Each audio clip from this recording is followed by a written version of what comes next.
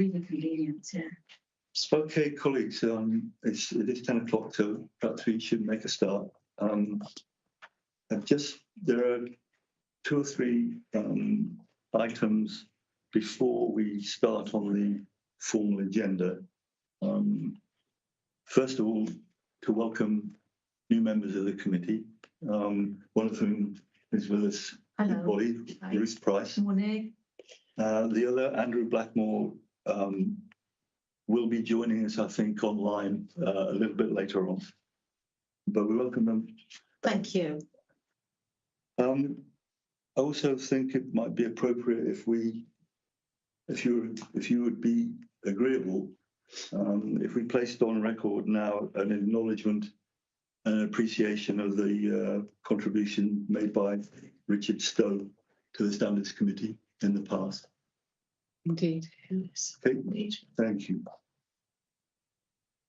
I also now just need to say to you that one of the items, item 5, the local resolution protocol, we're proposing that that's deferred from this meeting, and James, I think, might be able to explain to you why that is. Yes, of course. I attended Monitoring Officers Group, the Always Monitoring Officers Group, on Friday last week, and the Ombudsman was there to talk about an item that's later on in our agenda, and entirely coincidentally to our agenda today, they advised that they're going to be issuing new guidance in relation to the local resolution protocol and the powers of the Standards Committee under that. So a proposal to the committee was that we defer this item until that guidance is received. I can then update the protocol to make sure it's compliant and with best practice, and then bring it to the next committee. Members are content to do that. Could we just ask when the ombudsman intends to issue the guidance? When I asked them, end of summer is what they said. End of summer, so that could be September then. Well, hopefully before our meeting in September. Yes, exactly. But they did say this summer. Okay. Okay. Yeah. Fine. If we could move to our agenda then, and we need to elect a chair and a vice chair. Do you have any nominations for chair? I mean, I'm happy to nominate Peter if he's willing to do it. Absolutely. We nominate Peter. Okay. Any other nominations? I'm happy to accept the nomination if that's agreeable to you all.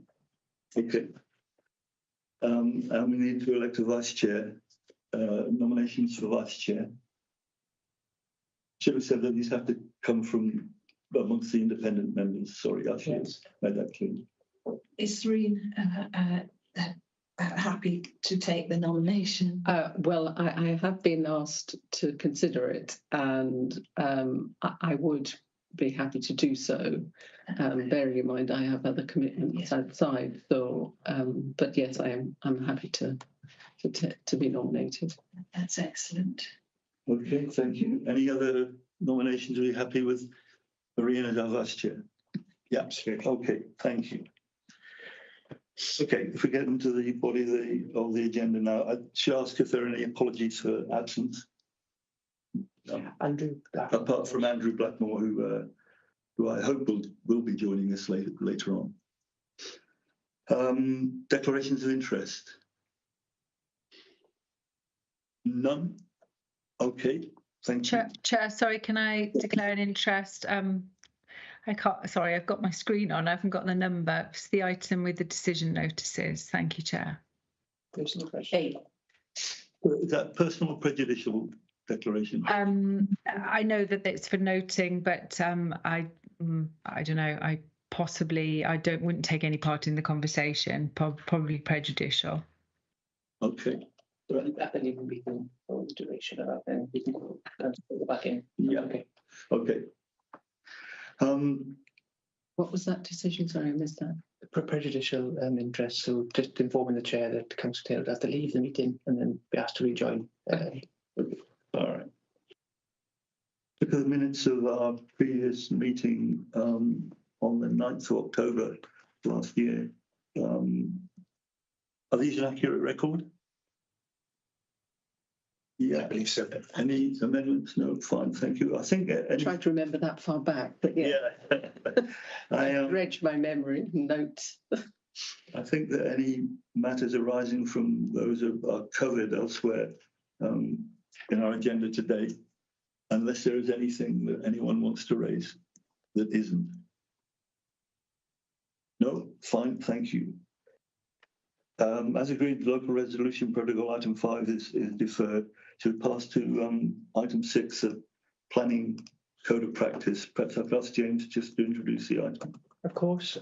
So this purpose of this report is to update members in relation to the planning code of practice. So at the last meeting in October, obviously before I joined, I understand members were discussing the planning code of practice, which appears on the council's website, and prescribed rules and procedures that officers and members had to follow as part of the planning committee process, but didn't form part of the council's constitution. My view is that it should form part of the constitution because, as it prescribes those rules and procedures and should be part of our standing orders. So I also spoke with planning colleagues and discovered that the document was a few years old and been amended for a number of years, I think going back to 2012. So the council's planning lawyer, along with planning colleagues, updated the planning code of practice with best current practice, and it was approved by the planning committee. And just to update members, this will form part of the council's constitution in due course.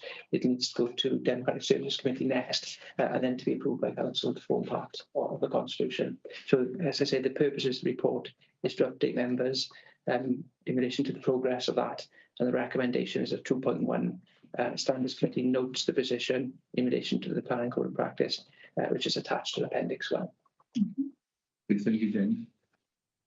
Comments, colleagues?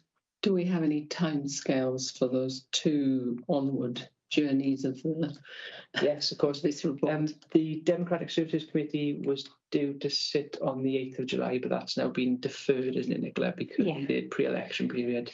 I can tell you the date of the next meeting. October, I believe. Yeah. 14th of October. And then the full council meeting will be shortly after that, presumably. October, I think. Council 24th of October.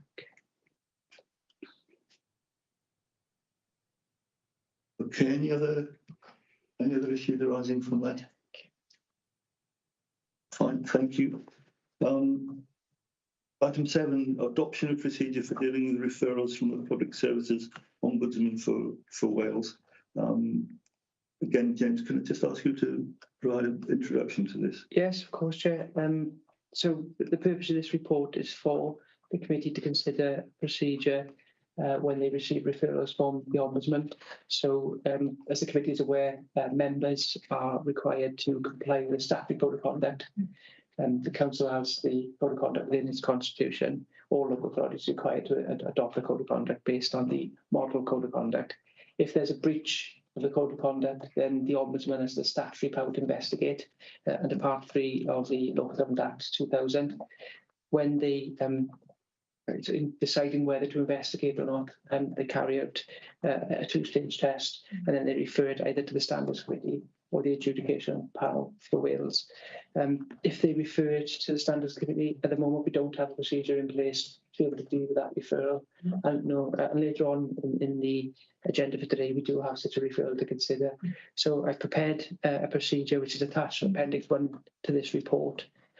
It deals with the administrative and procedural requirements that you would expect for a referral to the Standards Committee. So things like disclosure documents, witness statements, the initial determination, and then the hearing itself, so rights to representation, evidential requirements, the role of the legal advisor, sanctions. It also provides for a subcommittee to be appointed. So instead of the entire Standards Committee hearing a particular complaint, it is open to the Standards Committee to refer that to a subcommittee referred to in the procedure as a panel. And the quorum requirements for that panel are set out in paragraphs 3. And they mirror the requirements of the Standards Committee in terms of at least half the membership should be independent members. And if it's concerning a community council matter, then one of those members should also be the community council member for the Standards Committee. So as I say, the procedure is in Appendix 1, and the recommendations today are that the Standards Committee adopts the procedure to deal with referrals from the Ombudsman. Chair. Thank you, James. Comments, colleagues? I have a comment on paragraph 617. I think it's the last one. Is it the last one? 17? Publication, it's entitled. 17. Yeah. Yeah. It says the panel will produce a report at the outcome of the investigation and send a copy of this report to all parties, the Ombudsman, got it right, and Monitor Office within 14 days. So who's writing that report? It'd be a matter for the chair, so the chair could write it, or you could ask the Monitor Officer to write to the legal advisor. Okay, so bearing in mind it's for wider distribution, would that be best to have some kind of set process that it's, if it's written by the chair, it's scrutinised by legal, or, I mean, should there not be some? Yeah, so the Monitor Officer, it says, I think it should. Upon receipt, the Monitor Officer shall arrange for the report to be published on the website. So it appears that the chair writes it and then it appears. There doesn't seem to be any kind of scrutiny of it, just in case it. So the panel will make a decision, and then that decision is captured in a report to the outcome of the decision, and that's published. So it's a record of the decision of the panel. I don't, if the committee wants to add a layer of scrutiny on the panel's decision, but I'm not sure who could scrutinise that decision. Because so there is a legal representative of the council assisting the standards committee. Absolutely. So they could guide the chair in what is. Absolutely. So, yes. So the legal advisor, whether it's a Monitor Officer or somebody else who's been appointed the Monitor Officer, for example, if the Monitor Officer is unavailable or has a conflict, they will guide the panel and offer legal advice throughout the hearing procedure, which I think is paragraph 9. Yes, yeah. So would it be helpful for for that legal representative to be that person who cooperates or assists in the drafting of the panel report? Absolutely, and I would expect that there would be, and any committee makes a decision, obviously it's recorded in a report, and they would get legal advice on that, and Democratic Services support in relation to that. So my view is that's implicit, but if you'd like me to amend it to make it explicit. I think it might be helpful to have it explicit. That's my view. I don't know what others view. Okay, yeah. I mean, I sit on other quasi-judicial bodies, and it would always be guided by a legal representative as to what is being drafted to ensure that it is. Yeah, it should be, and that's the intention here. But if you feel it's not clear, then I can amend that before. So the recommendation would be to approve the procedure subject to the amendment you've suggested. That would be my suggestion. I don't know what others think. Do you have a view, Michael or Mary? Okay. I concur with you, Reid. Councillor Phillips, I think. Thank you, Chair. Yeah, I'm sorry, I've got a really bad voice. If it stops and cracks, I apologise. I just wanted to check, is this procedure, James, based on other procedures that other councils have been using, or is this a completely new procedure that you've had to develop from scratch? So most councils in South Wales have a very similar procedure to this one. So it's from there. So the same procedure that I produced to Cardiff, and the one we used in Caerphilly, and other authorities across South Wales use. Okay, great. That's just really helpful. And I agree with Rhian's points from earlier. Thank you. Can I just ask then, Rhian, Chair, are we suggesting that there would need to be perhaps two versions of the report? One which would be the report and another that would be a report that had been scrutinised for press release. So would there only be one report, and whatever that report, the version of that report was from the panel, that would be what would be released to the press, or a second report that had gone through a second sort of level of scrutiny for other reasons? My thought is there's one report, otherwise you end up with quite a lot of confusion. Yeah. It also, I believe, this will be an open meeting, will it not, James? Did I not read that? So it's like this meeting is. The public could be there, they could be watching it. They could be watching this morning. So, you know, open justice really in that respect. Yes. But in terms of drafting a report following up a process that has to be guided by codes of practice and such, then I think it would be judicious for the chair and the panel to be guided by a legal representative to ensure that the county council is discharging its duties.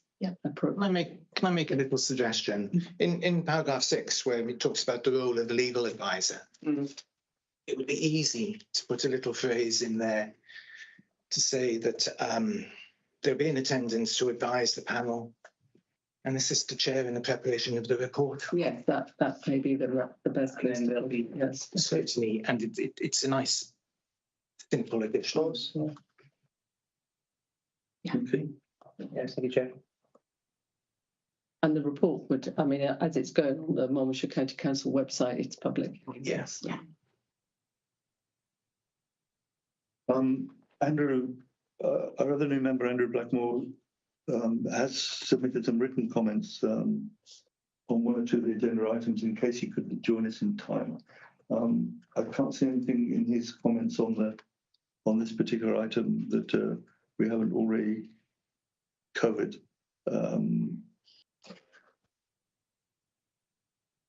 No, he asked whether the panel would be able to make a determination on the same day of its meeting. Is that? Again, the committee, they can adjourn and reconvene on another date, for example, if it was running late in the afternoon, Okay. and then just an adjournment and then reconvened. Okay. Any other comments? In which case, subject to the amendments that we've discussed, are you happy to approve the adoption of this procedure? Yes. Yeah. Okay, thank you. Pass to item 8, which are the decision notices passed to us from the Public Services Ombudsman's Office. James, again, could I just ask you to guide us on what we can and can't do with these? Of course, neglect's an exempt item, so we could stop the public broadcast if exempt and Just to know that we'll stay offline then. Do we stay offline? the durations report, yeah. And Just 2 seconds.